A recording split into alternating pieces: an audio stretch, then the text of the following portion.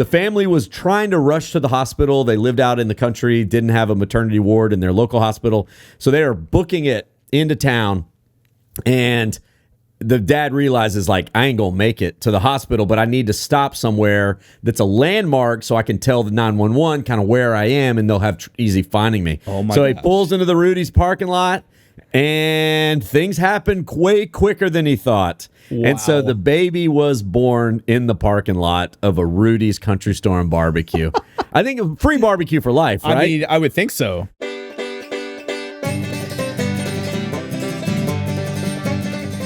Well, howdy, folks. Welcome to the Daytripper World Headquarters. We are here in the studio recording the podcast. It's March 2023. I'm Chet Garner, the Daytripper. Joining me is my co-host over here on the couch, Daniel Mecey. Howdy. We're going to talk some Texas. So let's jump into it. First off, I want to thank our sponsor. We have Rudy's Country Store and Barbecue. You ever been to Rudy's? Maybe a few times. All right, but this isn't just a plug for Rudy's Brisket. All right, this is something that I want all y'all to get involved in.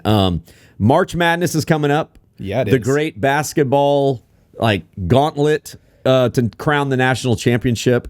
I mean, March Madness is so fun. Why can't football do that? I've said that for years. You know, why can't... I guess football's trying to do it, but you can't play 3 consecutive football games. I think that's mainly why. Yeah. So anyway, March Madness is coming up, and Rudy's hosts a contest called Brackets for Brisket.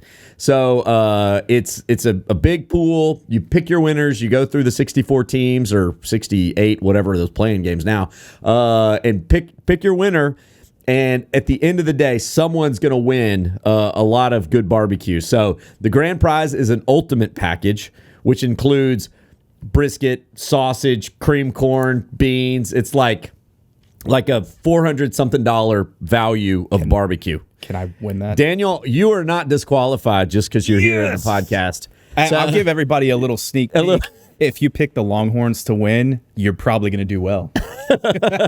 Dude, Longhorns are dominating. They are doing good. Big 12 is dominating. We've got so many good teams in the Big 12 right now. Okay, but Rudy's, here it is. All right, Rudy's.com/B4B.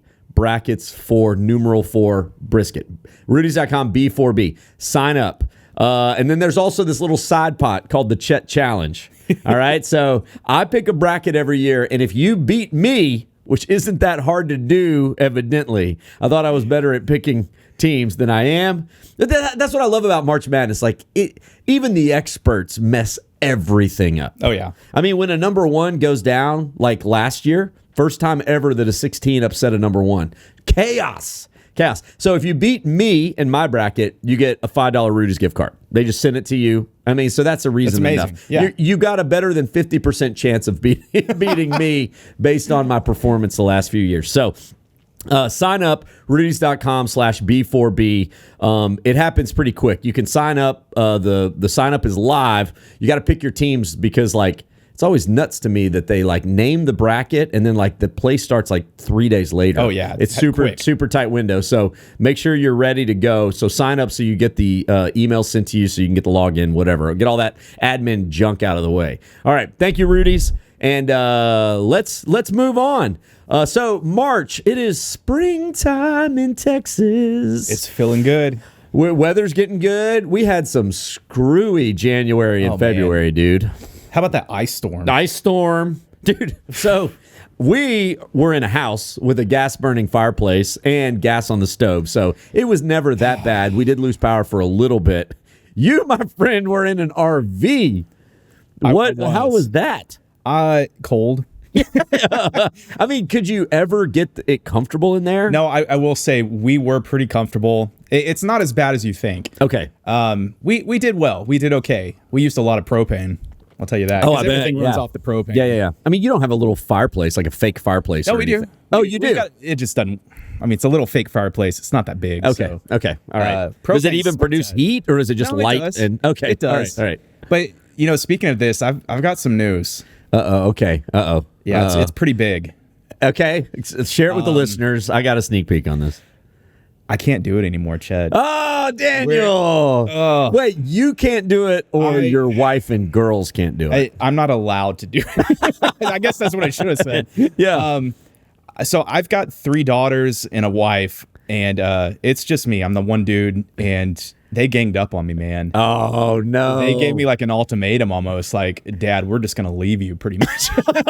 So, yeah, So the full-time RV life is done. It's done. We actually already sold the RV.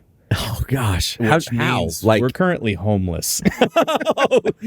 But I will say this. We do have a house. We do have a house. We're about to move into it. So was it... Here's my question. Was it that the RV life was too hard, or was it that the allure of a house was too strong? Okay, so my goal was always to get property and build out in the country. Yeah. Yeah. The RV was a stopgap. It was never permanent. No, it was never going to be permanent. But my plan, I had it planned out, man, like 2 to 3 years. We were going to do this, all these things. And they were just like, you know what? Forget your plan. We found a house. This is what we want. And so I went and checked it out, and I was like, this is a nice house. It was brand new built, so we started going towards So you're going to stay in Liberty Hill. Staying in the same area, yeah. So are you excited about a house? I'm excited. Okay, so now I will say I'm on board. Okay. I'm on board with this. But this isn't that comfortable. This isn't that ideal. Oh, yeah. Moving in an RV is a tiny space. It began, as we began to move closer and closer to the house.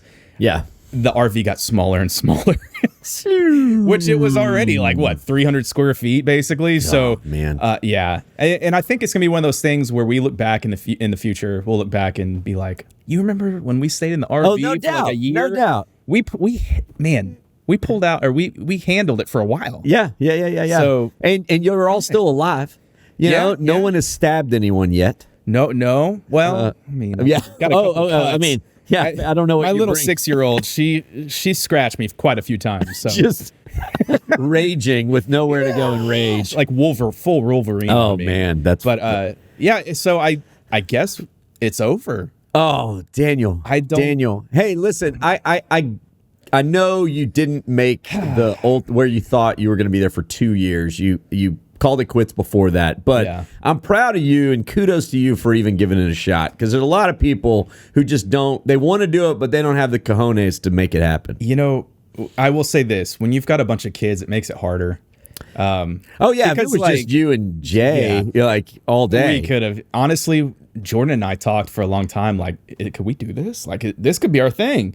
And I still think we're going to get another RV. Probably something smaller that's easier to pull. You could actually move around. You can actually move around. Yours was a big land barge. It parked and it didn't move. Massive fifth wheel. It was as big as you can get them. So yeah. Anyways, well, it's done. hey. So you're homeless now. Are you sleeping on the couch that I don't know about? Yeah, no. We're sleeping on friends' couches and hotels, and we've been traveling a little bit. So it's like a 1 week period. The house. Yeah, but here's the thing: like, you sold all your stuff. I know. So what are you gonna when you get a house? That's what stinks. Oh my gosh! Because I said, well, if we're gonna be here 2 to 3 years, I'm not paying for storage. Sell the couches. Sell all this stuff. Yeah. And so, except for enough to fit in like a 5x10 storage unit, it's gone. Oh man. So that was part of the consideration. And Jordan had a car that had some equity in it, and she's gonna kill me for even saying this, but I was like, look, babe, you want to do this? You got to sell your car. And she's like, no. And I said, I'm serious, because this is not our plan. She's like, okay, let's sell that car then. So she did it, and man, that's paying for our new couches and our new everything. Okay, hey man, because what can you do? You got to do. But it still worked out. It worked out. Of course, it worked out. This I'm often reminded. This is just because life does this to me a lot. But it's like, the famous Mike Tyson quote: "Everyone has a plan until they get punched in the face."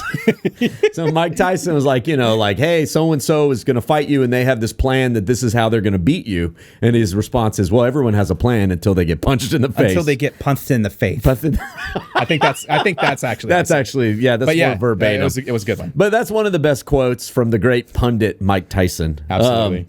Well, dude, congrats on the house. Thank you. I'll just say it that way. Congrats, congrats on the house. Absolutely. So I guess spring break, y'all are just going to spend like settling in. It's going to be buying furniture, setting up furniture, building furniture. We've got a 2-story house now. We went from having like the 300 square foot to now it's almost 3,000 square feet. Oh, gosh. It's good luck with that. Yeah, I went all out. I was like, you know what? This is the last house we're gonna have, so fine. Okay, I'm gonna die like in the house right there. I'll walk in and go, "That's the spot." If I know Daniel and Jordan, no chance. Y'all are gonna have about 5 or 10 more houses before the end. I can't do it, man. I'm done. Okay, so when you're not moving to a house, I got a question. What's your favorite spring break thing to do? Activity. How do you like to spend spring break? You could spend it at home just chilling, watching Netflix, or what else do you like to do? We get to do that kind of stuff as often as we can. It's funny, and people think I would say this just because of our job, but we love to travel Texas. So I love to find a little town and go explore it. You know, there's a few towns that I think people know that I like, but Bernie. And so I'll go there and get Mary's tacos. You know, like we might go to a place and just be like, let's chill for a day, come back home. Yeah, and it just make an excuse to go. So like a lot of little day trips. Yeah, that's good. Little day trips. I mean, it's fun to go out and do a long trip every once in a while, but I think it's so much fun just to go out and say, hey, just this Saturday or just this one day. I know it's like we're drinking our own Kool-Aid, but like, you know, the day trip is so easy. You don't have to pack, you don't have to book a hotel, like just make it happen. You get back home by, you know, then you're in your bed again, and then do it again the next day. Hey, guess what? If you're like, this one didn't turn out as well as I hoped. Guess what? Tomorrow's another day. Pick another place. Bam. Because when you go like to another country and you're there for 2 weeks, like if you don't like it tough, you better make something work because you're not going home anytime soon. If you go out on a cruise and you realize I get seasick on the first day, you got another few days. That sounds another like week. Another level of Hades. I've never gotten seasick on a cruise, but like, can you imagine? You're stuck. I might find out this summer because we are going to be doing a cruise this summer. But nice. We'll see. Nice. That's gonna be fun. That's gonna be fun. What about you? All right, well, I mean, it's the same. I like to do like a multi-day little trip, somewhere with the kids, sneak it in, somewhere in Texas, somewhere we've never gone. Yeah. But like, you know, just we're gonna take our kids and hike Enchanted Rock. Never done that. Wait. Your kids have never done Enchanted Rock? No, I know. Awesome. So like, I mean, we've been having babies and like too small, but like Shepherd is the caboose, right? He's 3 years old. I think he can do it. Do you think he can do it, or do you think you can carry him? Because I don't know. I think he's going to want to, but the amount of hikes I have hiked with someone on my shoulders or on my back. I don't think you're done yet. No, I know. Yeah, I might be throwing him on the old shoulders and hiking him up the hills, but that's all right. That's all right. At 3 years old, part of it. It's easy. That's why I've been doing squats and CrossFit. There you go. So I can hike a toddler up to the top of a mountain. Workout. Yeah, exactly. So that's it. I mean, I love spring break. It's too cold to go to the beach. People get way ahead of themselves and think, the beach. Like, dude, it's going to be 50 degrees. You're not going to want to go around in a swimsuit. Even if the weather turns out like, it's a beautiful 75-degree day, that water's freezing. Exactly. Guaranteed. Exactly. And if I go to the beach, I'm going to get in the water. Yeah. I'm not one of those people who just looks at the water. So, anyway, so like a lot of little day trips, things like that. Hey, I want to plug. This is cool. I got asked to be the MC for a South by Southwest event. That's coming up on March 12th at Stubbs Barbecue. It is a chance of bringing the gospel into South by. So the headliner is Lecrae. Oh, let me Lecrae. hear that church clap, church. You know, like I love Lecrae. Lecrae's gonna be rad. But the keynote speaker is the CEO of Intel, who's a believer. Really? So he's going to be leading it. That's I'm going to be awesome. emceeing it. It's going to be cool. So free event. You don't have to have a South by badge. March 12th. That's a Sunday. It's called Sunday Service at Stubbs Barbecue downtown. Come on. All right. So usually I update people on what I've been up to. This is just a plug here. We went to the most insane place that I want everybody to know about. Blue Hills Ranch. Is Jim McGregor. I saw the it's pictures. It's west of Waco. So a lot of y'all might have seen the reel that I posted on Instagram. If you don't, follow at Chet Tripper. Okay, so we got there late at night and didn't know. Yeah, we knew there were animals there, but didn't see any. We went straight to our cabin, and I'll just plug the cabin. The cabin was pirate themed, but it wasn't like cheesy pirate themed. It was like better than anything you could get at Disney pirate themed. Oh, wow. Like the owners, I asked them like, who the heck set decorated this?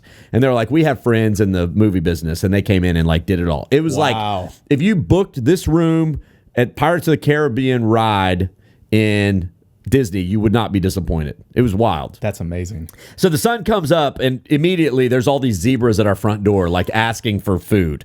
They knock on the front door to wake you up. They like, it's crazy. Zebras and donkeys. And then first thing we did for the day, swam with otters. So this blew my daughter's mind. We got 5 kids, right? But when they turn 10, we take them away on a individual vacation, just to sort of, when you got a big family, you don't get a lot of individual time. So this is a nice thing. It's a milestone. They're turning 10. We take them, and my daughter, Cannon, is an animal nut. And this blew her mind. You get in a hot tub, not chlorinated, and these otters like know what you're doing. So you give it this little shrimp, and for the next 30 minutes, you're a jungle gym for the otters. Oh my Shoulders, head, under your legs. They're fighting each other. They're kind of biting you, but like in a puppy bite way. They don't, like super cute, And then afterwards, when they're kind of done eating, they dry off on your lap. So they don't want to be wet. So they lay towels out and they like dry off on the towel. And then they just sit there like comatose. Oh my It's a freaking river otter. It's amazing. Like one of the coolest things I've ever done. And then the only thing that might have been cooler was that night we ate dinner with giraffes. So they put us up on this platform with this charcuterie board, and these 2 giraffes just come in like, can I have some meat and cheese, please? They don't actually eat the meat and cheese, but you get crackers and vegetables. It's funny, you're like eating at the same time they're eating. You're having a bite of charcuterie. You're feeding them a carrot. What they don't. It's funny. They're smart. They don't want the meat, the cheese, the chocolate, the raisins. All they want are the crackers. Wow. And the shortbread looks like a cracker. They don't want it. They want the crackers. They know exactly what they want. Wow. Pretty cool. Pretty cool. So Blue Hills Ranch, look it up. And anybody can do this. Anyone can do it. That's I mean, it's a pricier thing, but it's available to the public. It's available to the public. There are only 2 places you can eat dinner with giraffes. They told me this. One is Blue Hills Ranch in McGregor, and the other is Africa. This is the only place outside of the continent of Africa where you can do this. Oh my! They got the idea from Africa. That's so cool. Crazy. All right. So let's keep this podcast moving. Next segment, Meanwhile in Texas. While you've been listening to this podcast, lots of stuff's been going on in the Lone Star State. This is Meanwhile in Texas. All right, guys, this is where we bring y'all a crazy story from the Lone Star State. Daniel, what'd you find? Okay. So I told you about this earlier because this was so crazy. I have to do a follow-up. Do you remember the Dallas Zoo? Yeah. Somebody broke in. Yeah, but the cage was cut. The cage was cut. And Okay. so they knew that something bad was happening. Somebody was doing this. It was the cat got out. Yes. All right. And they found the cat. They found the cat, but Well, the cage was something cut. Who cut the happened cage again. and let them out? No. So first of all, something happened again. Okay. Somebody broke in. They actually tried to steal I think it was a condor, and the condor died, which is terrible. This Yeah, was that's like terrible. an endangered condor. But they actually took monkeys. And so everybody's like, great, this is terrible. But they found the monkeys and they found the thief. Ooh. He has been caught. Good. The zoo thief. That's kind of hard to say. The zoo thief. Zoo thief. Zoo thief. Yeah.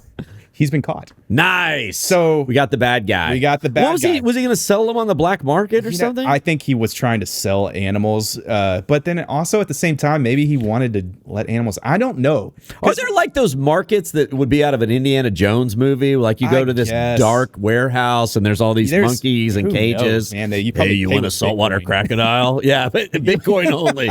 Yeah. Well, the guy was definitely crazy. He said, if given the chance, I'd do it again. Oh, like, my dude, you gosh. got caught, man. Yeah, you got caught. Yeah, but that is just poor life decisions. You wouldn't I'd do it again and get caught again because like he wanted the monkeys. This is so weird. So there's a bunch of stories out there. I have an article that I found that talked a lot about it, but you can just type anything on Google about the Dallas Zoo thief. Okay, he's all over the internet now. The dude got caught. Okay. All right. So story we closed. thought that they were pulling off a full like Madagascar zoo escape, and turns out no, animals don't do that. He went to, I think, to the zoo during the daytime, and he was asking questions, and they had a picture of a guy that they thought was suspicious already. And when he was there, the zookeeper was like, hey, on the radio, I think that guy from the picture's here, and he's talking to me, asking me questions. And so she's just answering questions, having conversation, and then that's how he got caught. He got busted. Oh, that's funny. That's funny. Well, good. Yeah. Good on him. Good on him. All right. Okay. So I got one, not about monkeys, but little people. This actually happened at a Rudy's barbecue. And I will say, not in Texas, but the story is cool nonetheless. So I decided to share it because Rudy's is beloved by the Daytripper. Something happened. So in Rudy's? In a Rudy's parking lot, a new baby boy has entered the world. They call him Little Brisket, and he was born in a Rudy's parking lot in Colorado Springs. So if y'all don't know, Rudy's has locations outside of Texas. Of course, it's a Texas company. But the family was trying to rush to the hospital. They lived out in the country, didn't have a maternity ward in their local hospital. So they are booking it into town, and the dad realizes, like, I ain't gonna make it to the hospital, but I need to stop somewhere that's a landmark so I can tell the 911 kind of where I am, and they'll have easy finding me. Oh my So he gosh. pulls into the Rudy's parking lot, and things happen way quicker than he thought. And so the baby was born in the parking lot of a Rudy's Country Store and Barbecue. I think free barbecue for life, right? I mean, I would think so. Free You'd have to do barbecue for something like life. Free bar. They were asked, and this is a question they've been getting, like, of course you named him Rudy. And they were like, nah, not exactly our style. So I believe his name is Weston, but his nickname for life is Little Brisket. that. Little Brisket. LB. That's a pretty good one. That's LB. pretty funny. I know. In a Rudy's parking lot. I was always worried that I was going to have to deliver a baby on the highway somewhere. You do a lot of driving, so I wouldn't be shocked. Yeah. One day you might. Oh, me pull up on a thing? Well, you're not the one delivering the baby. Yeah. Well, I'm talking about my wife, that we would be like, we wouldn't make it there. And so Also possible. Yeah, true. All right, man. Good stories. All right. Next up, we're going to move into the Texas Music Minute. So this is the time where we celebrate a Texas artist or group doing some fantastic stuff. So the Grammys were recent. Did you watch the Grammys? We definitely did. All right. The Grammys, high points, low points. Like, there was some kind of cool stuff. It was all over the board. And I don't put a whole lot of capital into who wins the Grammys, but it's a good sort of thermometer on where popular music is for me. And I like to kind of stay abreast, so to speak, of popular music. Right. So I'm like, okay, if someone is nominated or wins that I've never heard of, I'll go look them up and try to find them. It doesn't mean the music's good, but but we had a lot of Texans take home Grammys this year. We had a Texan that made a record. A record. And you called it. Yeah, I did. I called it. So 15 Grammys were won by Texans this year. And Beyonce set a world record of all time, taking home her 32nd Grammy. She won 4 this year. That is unfathomable. Yeah. She has 79 nominations or something crazy. Wow. So she ended up winning. I talked about it on our previous podcast. She ended up winning. It was a cool moment. She basically made history. And she's like 40? So she could literally be doing this for another 30, 40 years. Yeah. And if the technology gets there, 85 more years, And she'll probably look the same, right? If she imprints herself on an AI robot and the AI, Chat GPT, can write songs for her, she might win more. Quite possible. All right, quick rundown list. Lizzo from Houston won a couple. Beyonce from Houston won a couple. Houston representing. A guy named Robert Glasper from Houston won one, a jazz musician. Cody Johnson, country singer, won one. The great Willie Nelson won a couple. Yeah. Willie just still rocking it. Kirk Franklin, the gospel singer out of Dallas, won 3. And then Edgar Winter won. You remember the Winter brothers with the long, like the almost albino hair? Yep. He got one. And then the last, this is what we're going to be listening to today. Your favorite band, Daniel, Snarky Puppy. I love Snarky Puppy. You've never heard of Snarky Puppy. All right. So we're going to play y'all a song by a group out of Denton called Snarky Puppy. They won a Grammy for Best Contemporary Instrumental Album. The album's called Empire Central. All right, Snarky Puppy. This is cool. So Denton, we know. I mean, it didn't has a huge musical history. Nora Jones, Meatloaf, Don Henley. Gosh, who else? There's a bunch. Sly and the Family Stone. Like all these people, a lot of them came out of the UNT programs. Snarky Puppy's the same. So in 2003 or 2004, a guy named Michael League basically creates a band from the jazz program at the University of North Texas. And to this day, they've won 5 Grammys, combining, this is from their website, jazz, idioms, rock, world music, and funk. Snarky Puppy. So, this is like your jam band stuff, kind of the stuff you would think would come out of Denton. Like you're sitting there jamming to it and like has 15 minutes passed or 15 hours. I don't know, man. We're just jamming. We are jamming. But this is the lead song or the most popular song from their album that won the Grammy. It's called Take It, featuring a pianist or jazz pianist named Bernard Wright. Kind of a funk pianist named Bernard Wright. So I'll just play the beginning of it, but I give it to you, Snarky Puppy.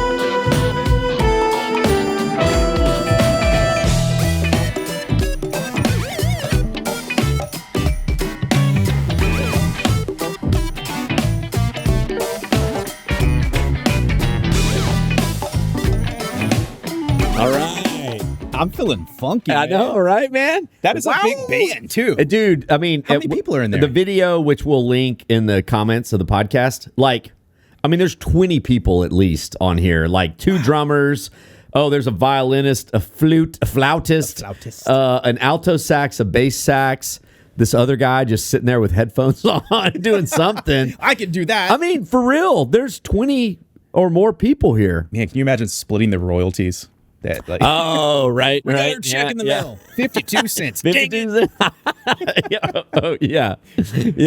I like it. That's actually pretty cool. It's fun. I mean, is it my normal jam music? No. But I love it that there's artists that came from Texas like this that are doing it. Bad news. I think they're New York based now, which is a little bit of a shame. All right, forget it. Cancel Alex. But we're still going to claim them. We're still going to claim them because they're Texans that came. I don't know if all the 35 people on stage are Texans, but Snarky Puppy, guys, Empire Central. If you want to expand your musical horizons, you can go find that. All right, here we go. One of the best parts of the podcast: questions from the back seat. Are we there yet? Hey, can you pass me the snacks? When are we gonna stop? I gotta go. All right. So, here we go. We're gonna start with the first one. Comes from Peter Burnham. Believe he's from Austin, but he says, "Hey, Peter Burnham here. Enjoy your visits to different parts of the state. I watched your visit to Waterloo." AKA Austin. Yeah. And was really well done. I enjoyed meeting Dan Patrick, Lieutenant Governor, Governor Greg Abbott, George Bush, and the Supreme Court judge via your camera. I've been a member of your audience for years. And here's his question. Is Garner State Park named after a relative of yours? I've always wondered. Thanks again for your visit to all the branches of government. Vaya con Dios, Peter Burnham. I thought he was going to say something about the Austin episode. No, that was just a lead-in for his question about Garner State Park. Okay. So you never hear that question. Here we go. I know we've I don't know if we've answered it before on the podcast, but people maybe not. So John Nance Garner was the vice president of the United States under FDR. Before that, he was Speaker of the House. And he is this famous, he's a weird looking dude, but he was called Cactus Jack. Always had a cigar in his mouth. he didn't have very good dental hygiene based on what was going on. But he was like just a pillar of government at that time. And I was always told that I was related to him. Like, oh, yeah, he's your cousin. Like, I don't know about that. Anyway, Ancestry.com came out. I found him nowhere on my family tree. Nowhere. And I would go talk to my parents and be like, oh, yeah, he's in there somewhere. He's in there somewhere. So thank you to some viewers, Charlie Garner being one of them, who's a fellow Garner. He's like, he confirmed, oh, yes, you are related to him, but you've got to go back like to England and then forward. So it's like way back. It's not like, oh, yeah, he was at your family reunions growing up. It's like he was your 27th cousin 80 times removed. Gosh. But he's there. So, yes. And I always walk in when we go to Garner State Park every year. I show my ID. I'm like, can I get the family discount? And the lady's like, meh. You know, funny. Like, yeah, I know. Like, here's that from everybody named Garner in Texas. Family discount, please. All right. So short answer, yes, I am related to him, Peter, but that doesn't get me anything. What do they say? That and $1 will get you a bag of chips? Yeah, that's about all I get. All right. This comes from Charlotte Fleming. Very short question. 3 words. Haunted hiking trails? Question mark. So I had to think about this one. Any haunted hiking trails come to mind? I can think of a haunted trail that I had to hike because y'all drove off and left me. Wait, where was this? Saratoga. Oh, because we were Saratoga Lights, you know, and so that was freaky. Gosh, that was. I do remember saying like, okay, I will get out and watch the taillights of the truck pull off. Yeah, and give them some context. Give the people some context if they don't know. Saratoga Lights. So Saratoga Lights, these lights are somehow like these little orbs that you'll see appear at night going down this road that is kind of like a dirt road in the middle of nowhere. Between 2 major roads out in the country. It's pretty creepy because even at night, it's very swampy around that area. Yeah. It's like in the middle of a bog or something. Golly. So yeah, tons of mosquitoes. I felt so bad for the guy that we were interviewing. He was covered. We got destroyed. I mean, everybody did. I was just like, I had nothing but like this available to see because I had my hoodie pulled so tight. Gloves on, everything. But yeah, you could see fog just as soon as you go down this road. It looks like something from a murder movie of some kind, you know? Yeah. This is where people go to drop the dead bodies. Right? You can do that there. Oh, yeah. Easy. So anyways, it's nighttime and we're driving to get these shots. You know, I said, I'll get out and I'll watch the truck pull off. Well, I didn't know y'all were going to keep pulling until pretty soon I'm like, guys, wait up. I tell you what, I'm not usually scared of really anything like that. I definitely sense just like, okay, I don't know if I like this. This is creepy. And so I will tell you this. I don't know about other haunted trails that you can hike, but you want to do something scary, you go there at night and you hike from one side to the other. Oh, dude. I can't imagine. Much respect if you hike it. Everybody else drives it. But if you walked it at night, oh, man. That'd be even with something. A flashlight. That'd be a next level kind of freaky I can't imagine. Thing. That would be scary. Yeah. So, good call on Saratoga. Not really a trail, but certainly like you, if you use it as a trail, mad respect. Someone go do that, and I'll send you something very special because that is a freaky thing to do. Yeah, you got to have like a GoPro and film the whole thing. You got to film the whole thing. Yeah. Don't lie to us. I was thinking of some places that we featured on the show in Crockett, Texas, the 4C hiking trail. Yeah. It is the path. It's a 20-mile hike through the Davy Crockett National Forest. And there are rumors that the ghost of Davy Crockett hikes the trail. It's around where he would have walked on his way. That guy up there? Do, do, do, do, do, do, do. I'm always watching. Oh, they can't see the... Yeah, All right. So, anyway, that's there. And then there's this other famous hike to an abandoned sawmill in East Texas called the Aldrich Sawmill. We used to do this growing up, and we would do it in the daytime. I can't imagine what it's like at night. But you get out to this old sawmill. The walls are still there. All this, it's like an abandoned concrete structure, but all this really, weird devil worship graffiti everywhere. And my parents would be like, stay close to us because, is it haunted actually or not? Who knows? But it's freaky. Yeah. It's freaky enough. I'll tell you what, if you really think about it, any hike can be freaky. How about this? Plan on camping out, but don't leave until right about sunset, and then you got to set everything up. Okay. Because that's gonna freak you out, where you're just like, run, we're running out of light. Oh my gosh. Oh yeah. That's a way to do it. Amp up the suspense. All right, last question, and this is because bluebonnet season is coming, and Dee Duncan Elliott asked, when's the best time to sow bluebonnets?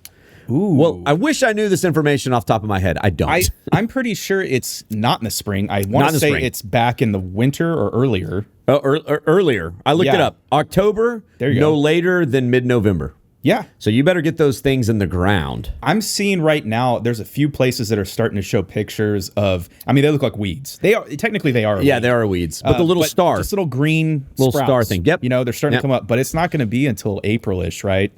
It's early. It just depends on rainfall and temperature. It does. So if they're already coming out of the ground, which they are, it's just no telling. Like good places to see bluebonnets, like Fredericksburg, Llano, Burnett, the Hill Country. Heck, the toll road 130 east of Austin has been some of the best. College Station has amazing bluebonnets. So anyway, but you can see them now. If you want to sow them, you're way past the deadline. Sorry about that. Wait till next year, but October, November is when you do it. Okay, guys, if y'all got questions, please leave them on the comments on this podcast, either on YouTube or just send us podcast@thedaytripper.com or contact@thedaytripper.com. We love getting your questions. We check DMs and all that stuff all the time, so please hit us up. All right, here we go. This is fun. Not so much comments or like questions, just we call this fan rants and musings. These are fun. Hey, Daytripper, I got a bone to pick with you. Oh my goodness, it's the Daytripper. We love your show. All right, so they're not all bad. Some of them are good. Okay. Musings. It says, I just watched your episode about the state capitol, which is funny because it's a couple seasons old, but people are just seeing it for the first time. Okay. I somehow missed it when it first aired. I thought I had seen every episode, but I hadn't. Great TV, loved the show, but this one was above and beyond. And when you found your great-grandfather's signature on a document, I could really sense how that made you feel. What a fantastic show. It was amazing. Yeah, that was like, cool. I can't imagine. Cool. We were actually talking to some of them kind of behind the scenes when you were not paying attention. Yeah. And we heard what was about to happen. And when we heard that, we were like, oh my gosh, this is going to be amazing. It's going to be amazing. Yeah. And so like, I don't think you even knew what was coming at that time. That's what made it so real, because like any emotion that we saw on camera, it was really happening. It was authentic. And that was amazing. I honestly, I'm not like an emotional guy as a matter of course, but like when they handed it to me, I got caught off guard by how cool it was. So my great-grandfather served in the Texas Revolution, and they had a document with his signature on it. Yeah, he touched that. He touched it, signed it. It was like, man, that's amazing. So cool. So the General Land Office keeps all these documents. They have a place in the basement where you can go and see, Spanish maps drawn up in the 1600s, all the muster rolls for the people who showed up at the Alamo, things like that. It's wild. You can actually, if you go to their website, you can actually get copies of these things. Yeah, you can get really cool. Really nice copies. Yeah. So General Land Office does some great service to the people of Texas about that. Here's another one. This was about another Texas Revolution thing. This is from Everett Hoover. It says, just watch the San Antonio episode. I was disappointed you rushed through the reading of Travis's letter. I'm sending you what I believe to be the best recitation of that letter from Brian Burns' album, The Eagle and the Snake, Songs of the Texians. So he recites Travis's letter. We'll put the link in the show notes for this podcast. But, Everett, I put this in here because, I'm bummed that I had to rush through it too. We got to, what did we do? We crossfaded and made it a montage. It kind of had to be. I mean, it's for time purposes. We hate to have to rush through it, but like reading it takes, 5 minutes. And the whole Alamo segment was 5 minutes. Exactly. So, which is a bummer, but in the Daytripper, we have to We have to allot certain amounts of time, or else it'll just be a single Alamo show. Right. I mean, we could have made a 2-hour doc with everything we filmed at the Alamo. But you got to remember, we're the day tripper. And so because we're day tripping to San Antonio, we can't do just that one spot. We got to show a lot of other things. So got to show food. You got to show it because there's a lot of people. I hate to say it, but they don't care about history. And so, like, if you linger all the time on that, they'll go meh. So we give people the buffet line. I like to say of day tripping. Take what you want, leave what you don't. But we don't linger on things for too long if that's not your bag. And we want to encourage people to go there and actually enjoy it for yourself. Yeah, go read that in front of the Alamo. See if you don't cry. I cry every time. All right, here we go. Lonnie Farrell's got some good stuff for us. I will no longer be patronizing you program. You Yep. After your airing of the Glen Rose segment on the false science. Man, every time Glen Rose airs, we get hammered. Yeah, we do. And this was just one of many, but hey, I actually like it. It means people are watching. He'll keep watching. Come on now.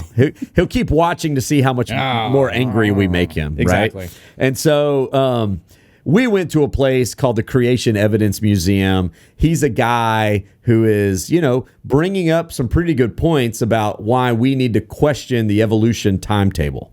And, sort of like, people write him off like Lonnie does. That's false science. I would challenge people just to go and look at it. And if you come to the conclusion it's false science, fine. But there's some stuff in there that if it's true, we need an explanation. Absolutely. I mean, here's what I would always say. If somebody says that's false science, I would say, but evolution is still a theory. It is. And totally. so I'm not against it, but at the same time, I'm just saying, like, these are all theories. Yeah. You can't call one a false science if two people are both saying this is my best guess. Hey, were you there when we evolved from sludge? No, you weren't. Yeah. So we're guessing we evolved based from on monkeys. a lot Why of are monkeys still here. Yeah. I don't know. I want to sit and listen to people. It's a pretty cool place. Like some of the stuff that's the head scratchers is like, they've got casts of footprints where it looks like a dinosaur footprint and then a human footprint on top of it or underneath it. Same time, like underneath. A dinosaur. So it was a human footprint, and then a dinosaur stepped on it. That makes no sense. Based on if you come to the conclusion that it was fake and that it was just a total fabrication, that's fine, but no one's come to that conclusion yet. Yeah. So go, analyze it, whatever. They've done everything they can, and based on what they know, these were made about the same time, which is, okay. Yep. I mean, if you want to write them off as a liar, that's a whole different conclusion. You could come to that conclusion. That's on you, but I'm just saying people need to go see it. It's pretty cool. Now, I will say, like, I feel like he's cherry picking the data that supports what he wants. Sure. But is that not what everybody does? Everybody does that. So it's a cool museum regardless. Yeah. And it's in Glen Rose. So if you're there, you should check it out. Yeah, absolutely. Go check it out. Learn about the dinosaurs for sure. Then go check this out. All good. All right, guys. So thank y'all for listening to the podcast. One last plug for our sponsor, Rudy's. Remember, Rudy's.com/B4B. B4B. Rudy's.com/B4B. Sign up to get involved with the brackets for brisket. A lot of cool stuff on the line. And hey, you will have the pride of beating me in the March Madness bracket. Is that going to require a lot of pride? I don't know. Probably not. Like, There's a lot of the population that can just claim that. Just get your gift card to Rudy's. Get your gift card to Rudy's. Go get yourself some brisket and cream corn. Thank you to Rudy's for always being so supportive of everything the Daytripper does. Remember, guys, like, subscribe, do all the things. Give this podcast a 5-star review. Leave a review. That stuff helps tremendously. Thank you guys so much for listening. Shout out to Alex Fort over here on the turntables, mixing it up for us. And, it's time we say goodbyes. Hey, one more shout out to Teresa Crone, one of our #1 listeners. Oh, #1 listener. Might be our only listener, but we love her nonetheless. All right. Bye, y'all. That's awesome. Bye con Dios, amigos.